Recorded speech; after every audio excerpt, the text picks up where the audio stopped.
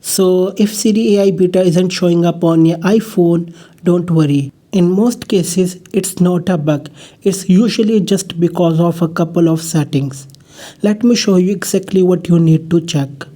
First of all, make sure your iPhone is running iOS 27 or a later version. Siri AI beta is only available on iOS 27 and newer. So if your iPhone is still on an older version, this feature simply won't appear. The next thing to check is your iPhone model. Right now, Siri AI beta is only supported on the iPhone 15 Pro and newer models. So if you are using an older iPhone, unfortunately this feature isn't available.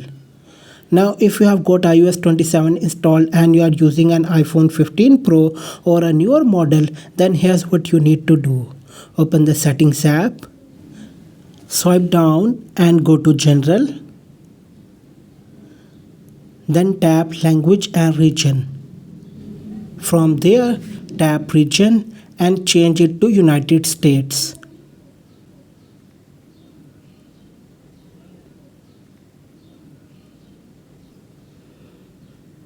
Once that's done, go back to the main settings menu, scroll down and open Siri. Tap Language. Then select English United States. This part is really important because, at least for now, Siri AI beta is only available in English United States. So if your iPhone's region or Siri language is set to something else, the feature may not show up.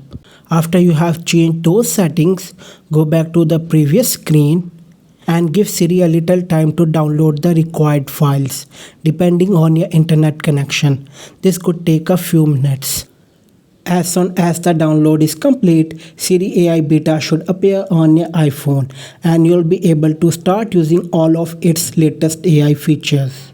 Now go to Requests and select Siri or Hi Siri. And that's pretty much it. If this video helped you out, don't forget to leave a like, subscribe to the channel for more iPhone tips and tricks, and I'll see you in the next one. Thanks for watching.